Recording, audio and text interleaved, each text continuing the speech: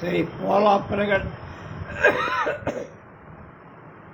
సత్యనారాయణ మూర్తి గారి షేక్స్పియర్ సాహిత్య వైభవం 9వ భాగం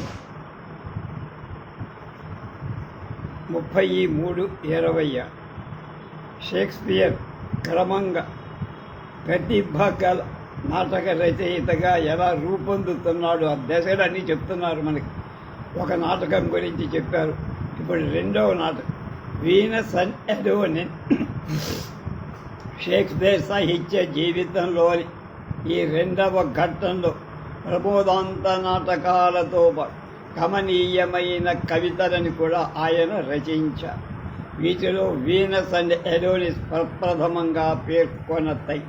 దీన్ని 1798లో ప్రచురించి ఎరల్ ఆఫ్ సౌత్ హాంప్టన్ అనేవాడికి కృతి ఇచ్చిన స్ట్రాట్ఫోర్డ్ ఆన్ ఎవాన్లో ఉండగానే షేక్స్పియర్ దీంతో జంటగా ఉన్న రేప్ అండ్ లుక్రీస్ని ప్రారంభించి ఉంటాడని పరిశీలకులకు స్ట్రాట్ఫోర్డ్ పరిసరాలు, దాని అందాలు వీనస్ అండ్ అడోనిస్లో ఎక్కడైనా బాగా ఎక్కువగా కనపడతాయి. ఎడనెడ అంటే అక్కడక్కడ కానీ ఎక్కడ. ఫర్నివల్ అనేటువంటి వ్యాఖ్యలో సోదాహరణంగా చూపిస్తా. నవయుగోదయ ప్రభావం కారణం జనించిన నూతనాభిరుచి అనుగుణంగా ఒక మహాసౌందర్య రాశి వీనస్ నాయికగా, నిర్లిప్తుడైన ఒక అందమైన యువకుడు అడోనిస్ నాయకుడిగా స్వీకరించడం చాలా సముచితమైన తనలో జనించిన మధుర భావాల ఓవిడ్ రచన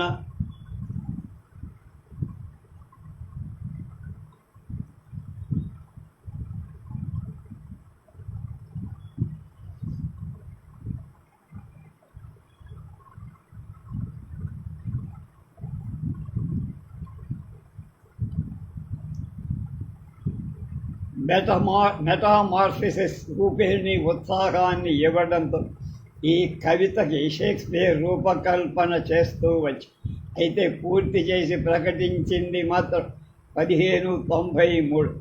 అప్పటికి అతనికి విశ్రాంతి దొరికి 1592 ప్లేగ్ కారణ నాటక కళాశాలలన్నీ మూతలుపడి తత్రాపి అంటే ఆ తర్వాత షేక్స్పియర్కి నాటక రచన తొందరగా కానియ్యాల్సిన అవసరం లేకపోయింది. ఆ సంవత్సరం అతనికి బోలెడంత ఆ విశ్రాంతి సమయాన్ని ఈ కవితను పూర్తి చేయటానికి ఉపయోగం. ఆయన వ్రాసిన టైటస్ ఎండ్రికస్కి సెనెకా నాటకాలు, కామెడీ ఆఫ్ ఎర్రర్స్కి ప్లాటస్ నాటకాలు ప్రోత్సాహం ఇచ్చినట్టు వీనస్ అండ్ అడోనిస్ ఓవిడ్ వ్రాసిన మెటమార్ఫోసిస్ ప్రోద్బలం ఇచ్చి ఉంటుందని ఈ కవితలోని ప్రకృతి వర్ణన, భావన, సౌందర్యం, కవితా దృష్టి అవి అన్నీ ఓవిడ్ నుంచి గ్రహించేవని రీసి అనేవాడు రాశారు. 1567లో గోల్డింగ్స్ అనువదించినటువంటి ఓవిడ్ గ్రంథం మెటామార్ఫిస్ షేక్స్పియర్కి నిత్య పఠనీయ గ్రంథమని, తన నాటకాల ఇతివృత్తాన్ని ఎన్నుకోవడానికి, పాత్ర చిత్రణకు ఆయన ఈ పుస్తకాన్ని ఉపయోగించుకున్నాడని, కవితకేది అనర్హం కాదనే పరమసత్యాన్ని ఆయన దీని నుంచే గ్రహించాడని ప్రస్తుతం ఆక్స్ఫర్డ్లోని బాడ్లియన్ గ్రంథాలయంలో గోల్డింగ్స్ అనువాద షేక్స్పియర్ ఉపయోగించుకున్నది అని కొందరు విమర్శకుల అభిప్రాయం. ప్రస్తుతానికి వస్తే రచయిత జీవిత కాలంతోనే ఈ కవిత బహుశా జనాదరణ పొందినట్లు అనిపిస్తుంది. 16 నాటికే అంటే ప్రథమ ముద్రణ జరిగిన తర్వాత 23 ఏళ్ల లోపలే అది 11 సార్లు పునర్ముద్రణ, అంటే 2 ఏళ్లకు ఒకసారి. జాన్ వీవర్ వ్రాతలలో, జాన్ డేవిస్ రచనలలో, అలాగే ఫెర్నాససి నాటకాలు వీనస్ అండ్ అడోనిస్ ప్రస్తావన, టేమింగ్ ఆఫ్ ద ష్రూ నాటకంలో కూడా వీనస్ అండ్ అడోనిస్ చిత్రాల గురించి ముచ్చటించడం కనిపిస్తుంది. దీన్ని బట్టి షేక్స్పియర్ కవితకి ఆ రోజుల్లో ఎంత ప్రశస్తి ఉందో మనకి అర్థమవుతుంది. వీనస్ అండ్ ఎడోనిస్, రేప్ అండ్ లుక్రిస్ ఒకదాని నుంచి మరొకటి విడదీయరాని. మొదటి కవితలో స్త్రీకి గల అనురాగం లేదా వ్యామోహం, పురుషుడికి గల నిర్లిప్తత వర్ణితమైతే, రెండవ కవితలో తద్భిన్నంగా పురుషుడికి ఉండే వ్యామోహం, స్త్రీకి ఉండే హృదయ నైర్మల్యం వర్ణితారు. అబద్ధ ఆకర్షణీయమైన విశృంఖల విహారం, ఉత్తుంగ తరంగ శోభితమైన యువ భావ జలధి, శవపేయమైన మధుర మంజుల కవిత, ఇవి అన్ని రెండు కావ్యఖండాలలో కల్పించే ప్రత్యేక లక్షణాలు. లుక్రీస్ కవితని పరిశీలిస్తే తనలో జనించిన భావోద్రేకాలు కవి అదుపులో పెట్టుకొని సూక్ష్మాతి సూక్ష్మమైన సంగతులెన్నో వర్ణించాడని ప్రముఖ కవి విమర్శకుడు అయిన శామ్యూల్ కాల్రెడ్జ్ అభిప్రాయపడ్డాడు. అసలు లుక్రీసులో భావోద్రేకమే లేదు, హృదయ దగ్ధనంగా కవి ఏ అనుభూతిని పొందినట్లు కనిపించదు అన్నాడు మరో ప్రసిద్ధ కవి హ్యాజ్రెట్. అప్పటికింగా ఆంగ్ల రసజ్ఞ పాఠకు 12th నైట్లో షేక్స్పియర్ ప్రవహింపచేసే కవితా రసవాహిని రుచి చూడలా. అందువల్ల వాళ్ళ వీనస్ అండ్ ఎడోనిస్ ప్రతి పద విన్యస్తమై కవితామృత ఝరీ ప్రవాహంలా కనిపించి ఉండదు. అందరినీ ఏకత్రయాన అనురాగం అనిదం పూర్వం అంతకు మూడు లేనటువంటి నాటి ఆంగ్లేయులకు అత్యంత ఆకర్షణీయమైపోయిందని. ఈ కవితలో అనురాగం ఎలా అల్లుకొని ప్రవహించిందో షేక్స్పియర్ భాషా యోష కూడా అవధులు లేకుండా ఆ సీమలో అలా నర్తించి రసజ్ఞుల లలిత పద విన్యస్తమైన విన్యాసాన్ని వినిపించింది. సౌందర్యాది దేవ అయిన వీనస్ మనోహరమూర్తి అయిన ఎడినిస్ అనే అతన్ని ప్రేమించి అతని చేత క్రూర వరహాన్ని వేటాడటం మని అతని ప్రేమను పొందలేకము అతడు తిరిగి వేటకి వెళ్ళి మర్నాడు ఉదయం వేట కుక్కల అపస్వరాలు విని కీడు శంకించి అతడు ఆమె అనుకున్నట్టే ఎడోనిస్ క్రూర వరాహ నిఘతుడై చనిపోతాడు. సూక్ష్మంగా ఈ కథ తన కవితా చమత్కృతికి ఉదాత్తభావ ప్రదర్శనకి చిత్రికి అనువైన సాధనంగా స్వీకరించి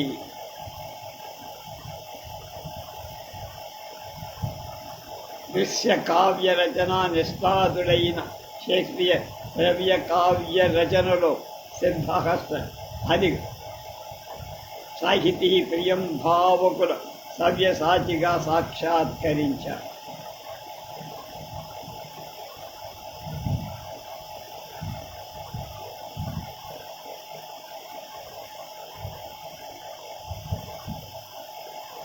to the gentlemen of Verona, ముందు ముందు తాను రాయబోయే నాటకాలు, వాటిని రచించే పద్ధతి, ఆలోచన ధోరణి, ఆచరణ మార్గాన్ని అన్నింటికీ ప్రయోగశాలగా షేక్స్పియర్ ఉపయోగపడిన the true gentlemen of Verona నాటకం పూర్తిగా ఆయన స్వకపోల కల్పితమేల లేదా ఇతివృత్తం వరకు ఎక్కడి నుంచిలా తీసుకున్నాడు. ఎన్నో షేక్స్పియర్ నాటకాలలో కథలకు మూలాధారమైన కథల్ని గ్రంథాన్ని కనుగొనగలిగిన గుళ్ళో కూడా ఈ నాటకానికి ఆధారమైన గ్రంథం ఏది చెప్పలేకపోయింది. ఖచ్చితంగా ఇది ఆధారం అని చెప్పగలిగిన గ్రంథం ఎంతవరకు లభ్యమైన వాటిలో చాలా వరకు ఈ కథకి సారూప్యమైన కథ ఉన్నది. జేడి మ్యాంట్ మేజర్ వ్రాసిన డయానా ఎనమరాడు అనే స్పానిష్ గ్రంథం. ఈ నాటకాన్ని రచించే నాటి షేక్స్పియర్ ఆవేశంతో కూడిన ఒక భావోద్దీప్తుని రచన కావడం వల్ల ఈ నాటకం వాస్తవికతను కోల్పోయి జీవితానికి దూరమైందని చార్లటన్. అయితే షేక్స్పియర్ శిల్పం, షేక్స్పియర్స్ వర్క్మ్యాన్షిప్ అనే గ్రంథంలో కిల్లర్ కూచ్ అనేవాడు కూడా. పాత యుక్తులు షేక్స్పియర్ ఈ నాటకంలో నిజమైన పాత్రలని, వాస్తవమైన సంఘటనలు సంఘటిత పరిచారణ ఈ సంగతినే ప్రస్తావిస్తూ మార్టిన్ హోమ్స్ అనేవాడు నాటకంలో కొన్ని అవాస్తవికాలు లేకపోలా చివరి దృశ్యంలోని సంఘటనలు కొన్ని అసందర్భంగా కూడా కనిపిస్తాయి. అయితేనే సహజత్వము సహజత్వము అంటూ కూర్చోవడం కంటే సామాజికుల సంతృప్తిని, ఆనందాన్ని అంది వారు నాటకానికి తిరిగి వచ్చేలా చెయ్యడం నాటకకర్త కర్తవ్యం కదా. ముందు అది ముఖ్యమని షేక్స్పియర్ అలా చేశాడు ఈ నాటకంలో అని వాదించాడు ఆయన. ఈ నాటకంలో జూలియా లూయిస్ స్పీడ్ల పాత్ర చిత్రణ గమనించండి.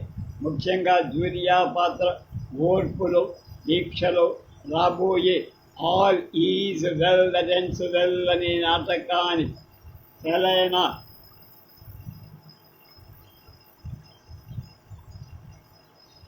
పాత్ర తలపిస్తుంది.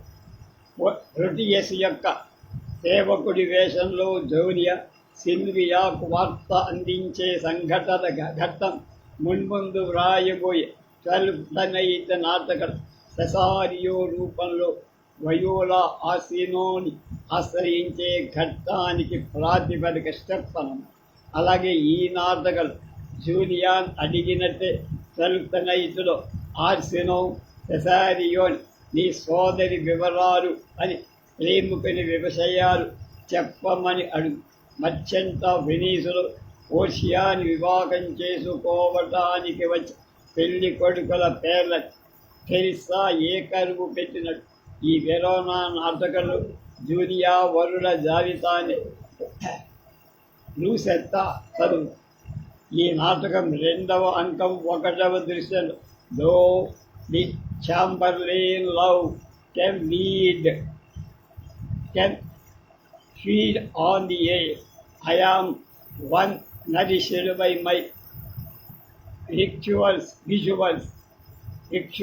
and would find have met అని స్పీడ్ అన్న మాటలే మరి పర్వత హ్యామ్లెట్ 3వ అంకం 2వ దృశ్యంలో excellent I faith of the chameleon dish I eat the air promise elements you cannot feed capons so అని రూపాంతరం చేసి మిడ్సమ్మర్ నైట్ డ్రీమ్స్లో ఎథెన్స్ దగ్గర అరణ్యంలాగా యాజ్ యూ లైక్ లవ్ ఆర్డెన్ అరణ్యంలాగా ఈ నాటకంలో మిలాన్ పరిసర అరణ్యం కూడా ప్రేమికుల సమస్యలు కొన్ని పరిష్కరించడానికి ఉపయోగపడి ఈ నాటకంలో వ్యాలంటైన్ వలె సింబరీన్ నాటకంలో ఇమోజిన్ కూడా బహిష్కృతలలో కలిసి ఉంటుంది. ఈ రకంగా చూస్తే ఈ నాటకంలోని ఎన్ని సంగతులు తర్వాత వచ్చిన నాటకాలలో చాలా సంగతులు మూలాలు కాను లేక ప్రయోగాలు కాను మనకి కనిపిస్తాయి.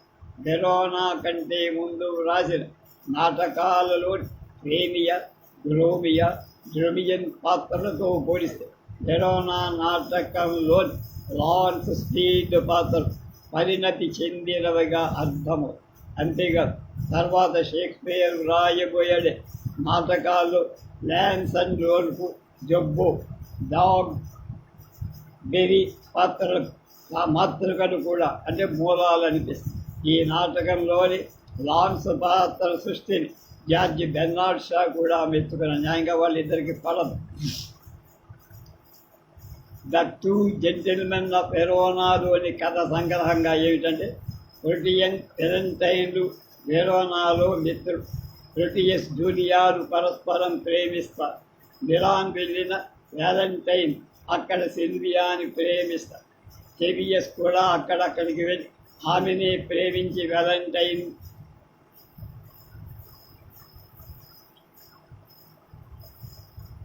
చిక్కులు కల్పిస్తారు. జూలియా మిలాన్ వచ్చి మారువేషంలో ప్రోటియస్ని సేవిస్తూ ఉంటుంది. ఇలా ఉండగా సిల్వియా మ్యారియోలు జరగబోయి వివాహం నుంచి తప్పించుకునే ప్రయత్నంలో పారిపోయి దొంగలకు చిక్కుకొని ప్రోటియస్ రక్షించి చివరికి సిల్వియా వెలంటైన్ని కలుసుకొని అతన్నే పెళ్ళాడు. జూలియా ప్రోటీసుల వివాహం కూడా జరుగు. ఈ నాటకంలో లాన్స్ అండ్ ప్రోటియస్ యొక్క విదూషకుడు లాన్స్ కుక్క అయిన బ్రేట్ ట్రిబ్ చక్కని వినోదాన్ని కనిపిస్తారు. సానెట్ అనేది ఒక ఛంద ప్రక్రియ. ఇది ఇంగ్లీష్లో కొత్త పెట్రోవర్క్ మార్గానుసారులైన ఈ సానెట్ల ఇంగ్లీష్ దేశంలోకి 1557లో ప్రవేశపెట్టినవారు వియట్ సర్రే అనే ఇద్దరు పెట్రార్క్ పద్ధతి ప్రకారం సానెట్ అనేది 14 పంక్తుల పద్యం. 8 పంక్తులు ఆక్టేవ్ అని, 6 చివరి తర్వాత 6 పంక్తులను మొదటి 8 పంక్తులను ఆక్టేవ్ అని, తర్వాత 6 పంక్తులను సెస్టెట్ అని అంటారు. సెట్ అంటే 6. షేక్స్పియర్ కూడా సానెట్లు 14 పంక్తుల పద్యాలుగా రాసిన వాటి నిర్మాణ విధానం మాత్రం ఆక్టివ్ సెట్లెస్గా చేయాలి. ఆయన సానెట్ నిర్మాణం ఏమిటంటే 4 పాదాలు ఉండే క్వార్టైన్స్ 3, తర్వాత 2 పాదాలు ఉండే కప్లెట్ 1. కనుక షేక్స్పియర్ రాసిన సానెట్స్ మొత్తం 164. వీటి రచనా కాలాన్ని 1593 అని చెప్పచ్చు. యథార్థంగా షేక్స్పియర్ 1590 ప్రాంతాల్లో రాయడం ప్రారంభించి 96లో పూర్తి చేసినట్టుగా కూడా మనం దాన్ని అనుకోవచ్చు. 1557లో ఆంగ్ల సాహిత్యంలో ప్రవేశించిన ఈ సానెట్ దాదాపు 80 సంవత్సరాల్లో నిర్మించబడింది. తిరిగి దీని 1590 ప్రాంతాలు సానెట్ రచన విరివిగా సాగి 1590 తర్వాత 5-6 ఏళ్ళు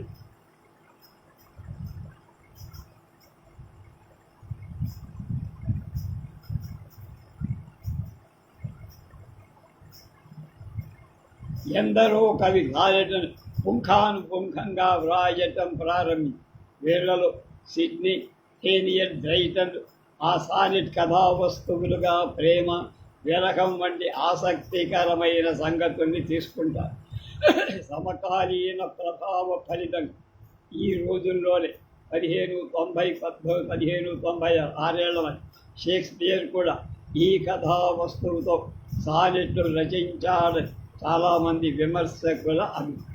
అయితే 107వ సానెట్లోని మోర్టల్ మూన్ అనే పదాన్ని ఎలిజబెత్కి అన్వయిస్తే వీటి రచనా కాలం 1608 అవుతుంది. లేక అర్ధచంద్రాకృతిగా సాగిన సైన్స్ దండయాత్ర అంటే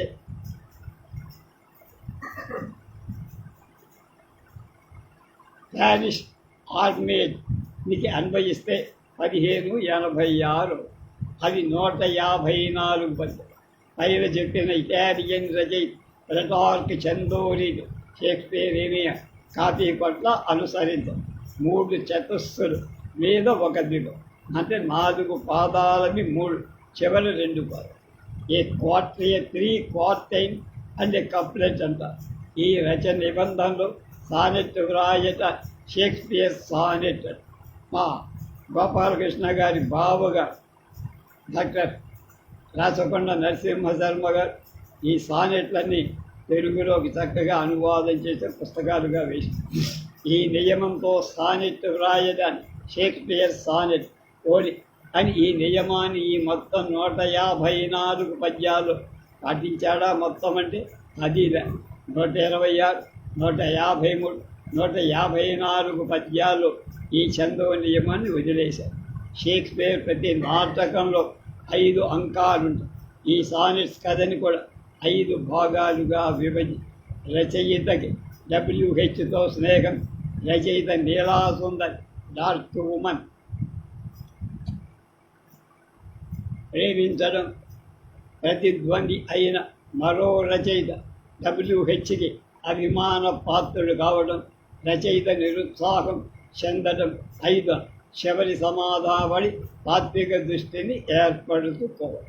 రచయిత WH అనే ధనవంతుడితో స్నేహం చేసి నీలాసుందరిని ప్రేమి దేశాటనకి వెళ్ళడం, తిరిగి వచ్చేసరికి ఆ సుందరి WH యొక్క ప్రియురాలిగా మారడం, అంతేకాక వాళ్ళ మరో రచయిత అభిమాన పాత్రుడు కావడం. దాంతో మొదట విచారించి తర్వాత మైత్రిలోని చెయ్యదనాన్ని మరవలే తనలో తాను సమాధానపడ్డం. ఇది ఈ 154 సానెట్లలో సాగిన కథ.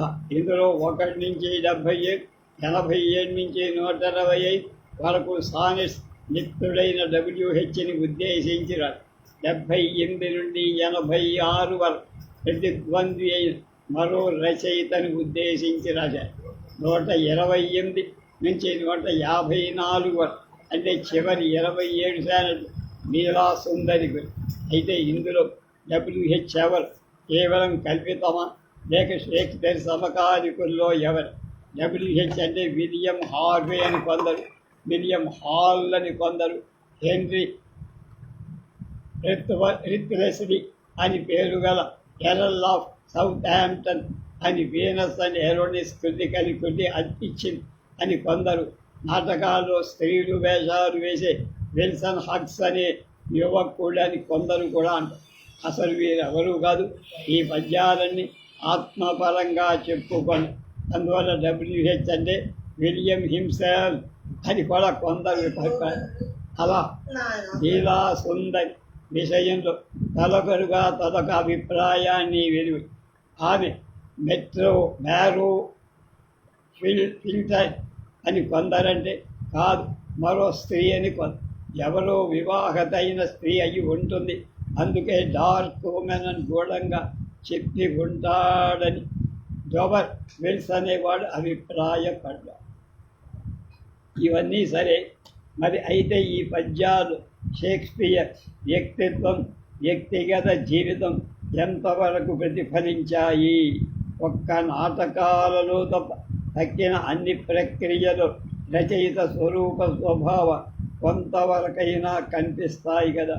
ఈ ప్రశ్నకి మళ్ళీ తలు అభిప్రాయించి సానెట్స్లోని సంగతి షేక్స్పియర్ వ్యక్తిత్వం గురించి తెలియకపోయిన అంతటి కథ మాత్రం ఉత్తమ ప్రేమైక వృత్తాంతమని 1954 ప్రచురించిన ఆంగ్ల సాహిత్య చరిత్రలో C.S.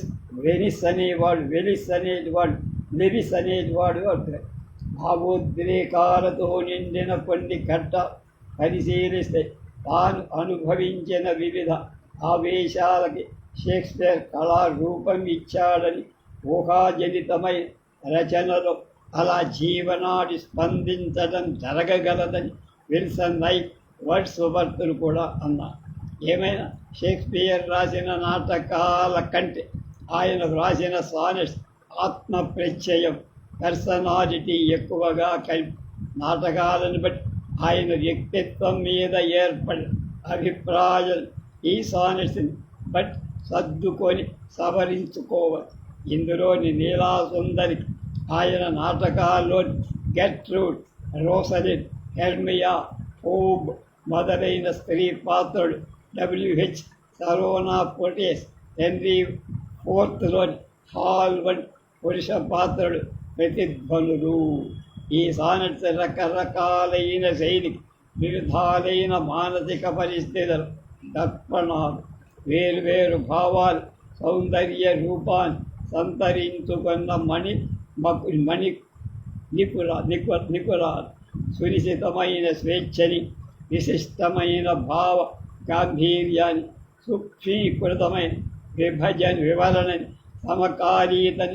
సమకాలీనతని మన్నించే సార్వకాలీనతని ఈ సానెట్స్లో షేక్స్పియర్లో శిల్పకళా ప్రావీణ్యం, మహోదాత్త జీవన జరి కలిసి బంగారంలో అనర్ఘరత్నాన్ని పొదిగినట్లు కలపడు. ఆ వలచిన స్త్రీ తనకు చేసిన అన్యాయాన్ని చూసి ద్వేషించలేక, అలాగని ప్రేమించనులేక, పోనీ అని గతకాల సంబంధి అయిన స్నేహం వల్లది అని రాయపుర సుబ్బారావు గారిలాగా అనుకోలేక కొన్నాళ్ళు వేదనతో నిరాశతో అనిశ్చిత పరిస్థితితో తన సతమతమై చివరికి ఉదయాన్ని తేటపరుచుకొని నిన్నటి వెలుగును రేపటి వేకువను తలచుకొని స్థిమితపడి జీవతి రహస్యాన్ని కల్గొన్న తాత్విక సంపన్నుడుగా ఈ సానిట్స్లో మనకు కనిపించే షేక్స్పియర్ వెలుగు చీకట్ల పడుగు పేకలోని జీవితాన్ని అద్భుత ప్రమోదాంత విషాదాంత నాటకాలలో మున్ముందు మన ముందు ప్రదర్శించడానికి సర్వసమాయత్తమైన సమర్థుడిగా కనిపిస్తుంది. ద రేప్ ఆఫ్ లుక్రిన్ దాని గురించి తెలుసుకో.